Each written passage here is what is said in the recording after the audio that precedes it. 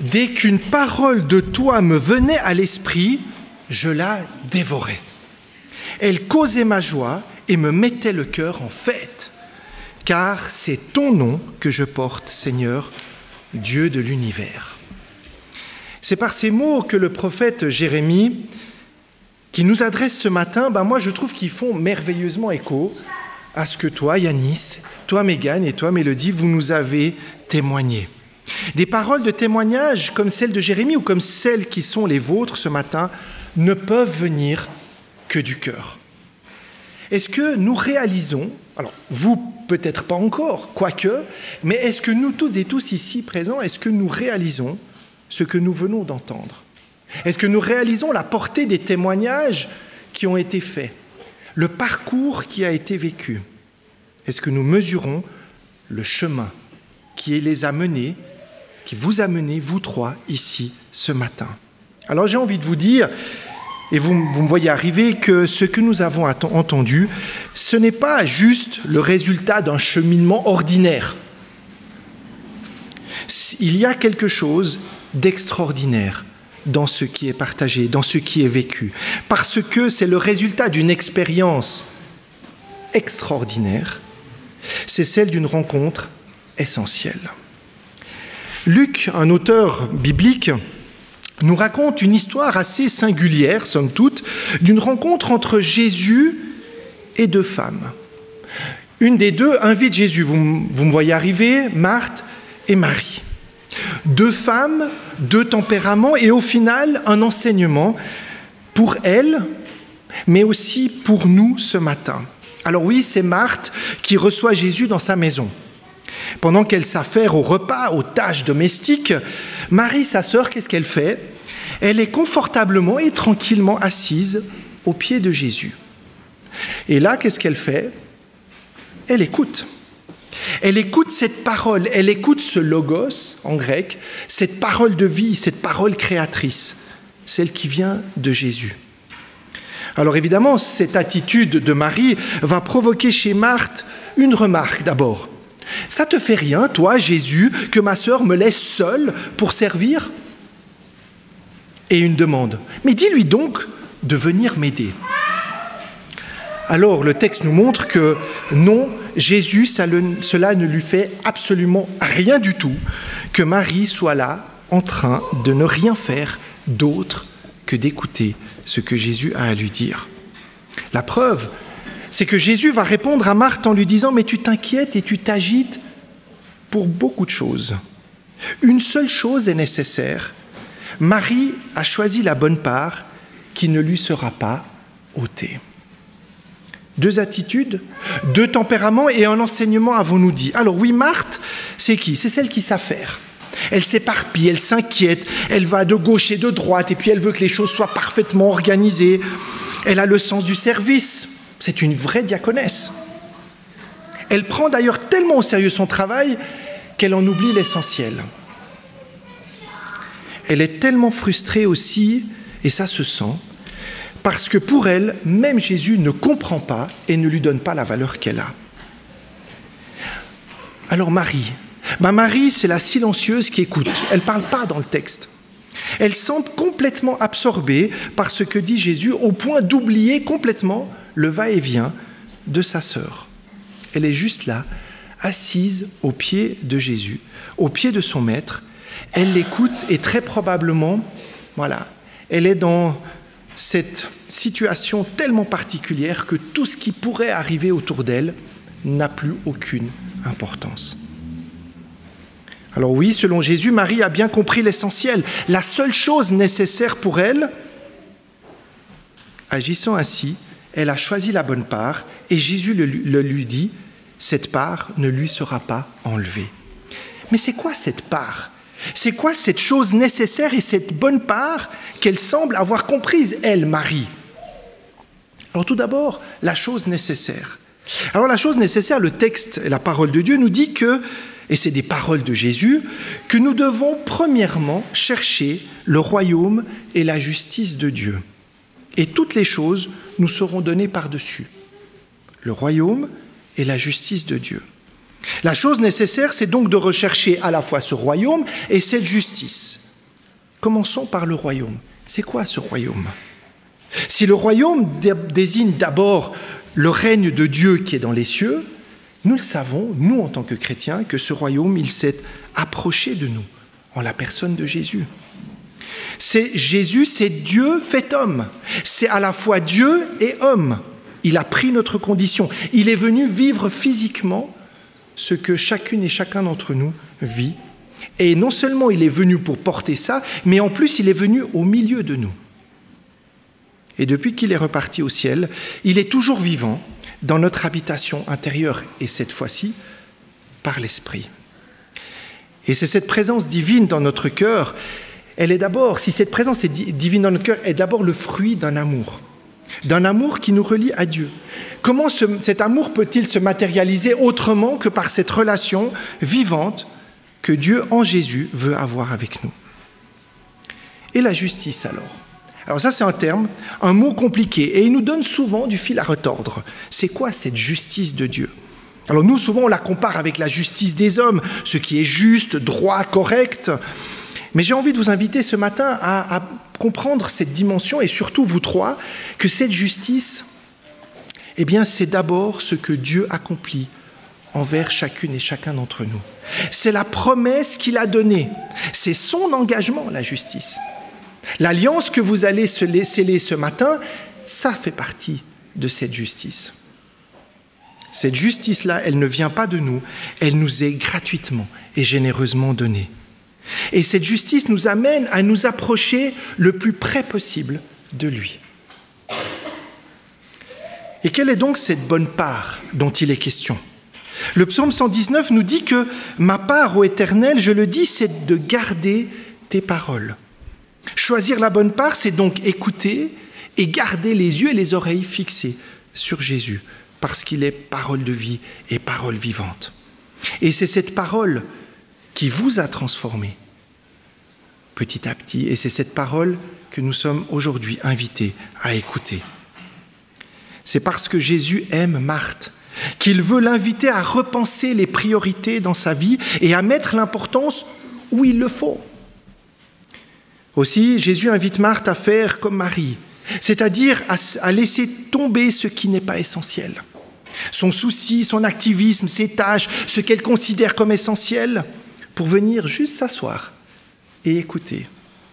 Prendre du temps pour ce qui est essentiel, c'est accepter de laisser descendre en soi pour découvrir ce Dieu d'amour qui procure lui seul cette joie et cette paix. Jésus invite ensuite Marthe à mettre la priorité dans sa vie sur l'essentiel. Chercher à nourrir cette relation avec Jésus dans tout ce qu'elle fait ou doit faire, s'appuyer sur lui pour recevoir non pas de ce qu'elle fait de la valeur, mais de ce que Jésus va regarder en elle et qui va lui donner de la valeur et une perspective de vie. Jésus va aussi inviter Marthe à faire le choix de l'essentiel, c'est-à-dire de venir auprès de Jésus pour être véritablement rassurée, sécurisée. Je me souviens de ce pasteur qui disait « Vous savez, moi je suis contre Jésus. Je suis tout contre. » C'est ce que Jésus nous invite à faire. C'est ce qu'il invite à Marthe à faire. « Viens contre moi, tout contre moi. » C'est là que ça sera la meilleure place. C'est là que tu te sentiras rassuré, sécurisé et valorisé. Jésus invite encore Marthe à se laisser toucher par l'essentiel, se laisser toucher là où il faut, se laisser accueillir et aimer. Aller accepter que Jésus descende même là où on n'a pas envie qu'il aille, au plus profond de nos pensées. Et les témoignages qu'on a entendus ce matin, les mots qui ont été dits, marquent chez vous trois qu'il y a eu cette descente de Jésus dans votre cœur. Oui, venir tout contre lui et le rester pour l'écouter. Oui, Jésus invite encore Marthe à chercher cette relation essentielle comme on cherche un trésor caché, pour lequel nous sommes prêts à tout donner, tout vendre, tout entreprendre pour le trouver, comme si ce trésor était la priorité des priorités. Ça, c'est le royaume. Et Jésus invite encore Marthe à goûter à l'essentiel, c'est-à-dire à goûter à cette présence du royaume, à vivre ce royaume aujourd'hui encore. Cette présence de Jésus comme un avant-goût d'une présence réelle et d'une vie éternelle. Oui, c'est essentiel et ça, Marthe doit le comprendre, cet essentiel ne lui sera jamais enlevé. Ce qu'elle va réussir à recevoir et comprendre et ce que Marie avait déjà reçu, ça sera jamais détruit. C'est impérissable. Le chemin de rapprochement auquel Jésus invite Marthe et qu'a déjà choisi Marie, c'est le même auquel chacune et chacun d'entre nous, ce matin et aujourd'hui, nous sommes invités. Celui par lequel vous, Mégane, Mélodie et Yanis, vous avez choisi de témoigner et de vous engager. C'est de sortir du faire pour entrer dans l'être. C'est exactement ce que Jésus invite Marthe à faire. Si Marie, et j'espère que Marthe l'a compris aussi, et si vous trois, et j'en suis convaincu, vous l'avez compris, et si nous toutes et tous en sommes témoins, c'est que l'essentiel pour nous, c'est désormais de donner la priorité à Jésus dans ma vie, lui donner la toute première place, de se tenir contre lui, tout contre, et le plus près possible. Et Dieu sait que ce n'est pas facile de le faire. Ça demande de l'engagement et une forme d'abandon. Et votre témoignage ce matin demande du courage. Vous le faites devant ces témoins. Vous le faites devant des témoins qui sont aussi là dans le ciel. Ça demande du courage et aussi de la persévérance. Tout donner pour rechercher et recevoir l'essentiel en retour. Et c'est seulement en étant assis aux pieds de Jésus, on l'a chanté ce matin, et en l'écoutant parler à notre cœur, que ce royaume va prendre vie dans vos cœurs et continuer à vivre dans le nôtre. Pour que nous puissions, comme Jérémie, et je trouve ces mots magnifiques et j'ai envie de le redire, ces mots où Jérémie dit que, en faisant ainsi, en voyant cette joie profonde que d'entendre la parole de Dieu, c'est de devenir des enfants qui portent le nom de l'Éternel, le Dieu de l'univers. Cette soif de Marie témoigne de la soif que nous pouvons avoir de Dieu dans notre vie, de ce besoin fondamental d'être réunis, d'être unis à notre Créateur, à celui qui a mis en nous ce souffle de vie et qui nous anime aujourd'hui, qui nous permet d'être là dans ce temple. Cette soif de boire les paroles du Christ, de s'en abreuver pour vivre, afin que cette eau puisse couler en nous et nous rafraîchir et nous faire vivre de sa grâce. C'est vrai que ces baptêmes témoignent d'un engagement né d'un désir, mais aussi d'une volonté affermie, d'une volonté d'être unis au Christ, de le retrouver, de marcher avec lui et de le suivre là où il vous enverra pour le servir. Car cet engagement est aussi un appel à une mission, à une réalisation non seulement de sa vie, mais aussi de sa mission de vie. On a pu entendre papa de Yanis qui disait que voilà, tout le futur qui s'offre à toi, qui s'ouvre, construire un foyer, un travail, et de mettre Dieu comme la fondation, la base de tout ce que tu vas construire, Yanis. Le baptême est une alliance d'amour et de paix avec Dieu, avec les hommes aussi. Ce n'est pas la paix qu'avec Dieu, mais c'est aussi la paix avec les hommes, avec soi-même, à cause de la grâce de Dieu, ou grâce à la grâce de Dieu. Et je crois que ce matin, nous sommes invités à vivre cette paix, à la recevoir en toute humilité, en toute simplicité, à cesser peut-être nos tortures intérieures et à accueillir ce que Dieu veut nous offrir. C'est vrai que je parlais du baptême comme d'un engagement de Yanis, de Mélodie, de Mégane. Bon, quand on donnait les études bibliques à Mélodie et Mégane, ça faisait MM. Alors je les appelais les MMMs. Bon. Mais on aime tous les MMMs, donc c'est bien. Bon, désolé pour la blague. Mais c'est vrai que ce que j'aime à dire et à redire dans le baptême, c'est malgré tout, et ce que j'ai compris à travers ma propre expérience, c'est vrai que c'est un engagement de chacun de vous, de tout votre cœur, de toute votre âme, de tout votre esprit, de vous donner au Seigneur, mais j'ai réalisé que le premier qui s'engage dans cette alliance, c'est Dieu lui-même. Et c'est ce qui me rassure beaucoup dans cet engagement, à savoir que Dieu aussi s'engage à vos côtés, comme il s'est toujours engagé. Mais par cette alliance, il s'engage officiellement à être avec vous et à vous bénir et à vous soutenir.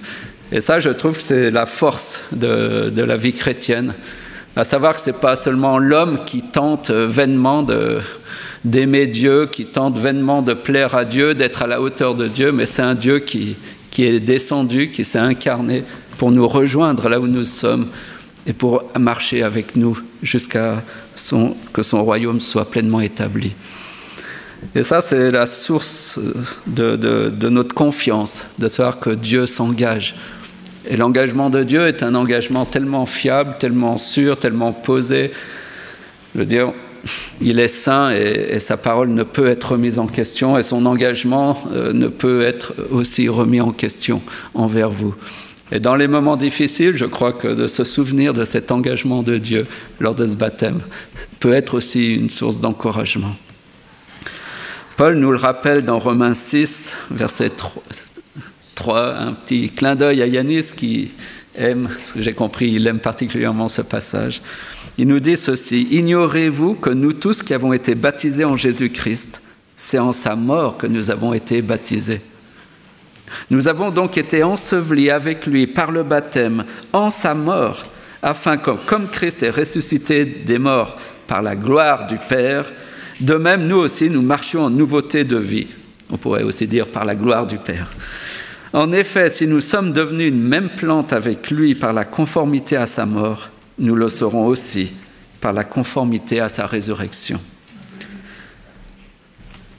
L'alliance de Dieu, le mariage du divin avec l'humain, quelque chose d'incroyable, a pour but cette union spirituelle, devenir un, une même plante avec lui. Cette alliance, c'est vraiment ce chemin pour devenir une même plante avec le Seigneur. Quelle belle image tirée de la nature pour exprimer cette union spirituelle. Mais pour que la plante puisse croître, la semence, la graine, doit mourir. Il n'y a pas de résurrection sans mort. Alors nous devons mourir afin de renaître, nous dit Paul. Mais comment mourir? Je me suis souvent posé la question. C'est comment mourir? Que veut dire ces paroles de Paul d'être enseveli avec Christ par le baptême en sa mort? Il n'est pas toujours simple, Paul. Et j'ai souvent cru que c'était à moi de mourir à moi-même, de mourir à ma quête de toute puissance, à mes péchés, à mon orgueil. Et comment? Peut-être par la pénitence, par mes sacrifices, mes prières, ou par mes offrandes, par mes bonnes œuvres, enfin tout ce que je pouvais faire pour mourir à ce qui est mauvais en moi. Mais c'est dur de mourir à soi. Je ne sais pas si vous avez déjà essayé de mourir à ses désirs, à sa volonté, à sa toute-puissance, à sa propre volonté.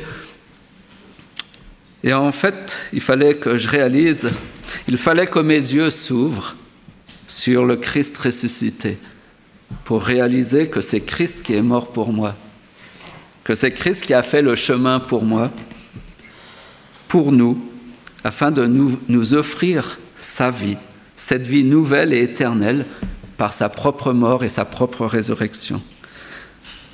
Je n'ai donc quelque part pas à mourir par moi-même, par mes propres forces et mes efforts, mais je dois me laisser mourir en m'abandonnant entre les mains du Christ, alors que je descends dans les eaux du baptême.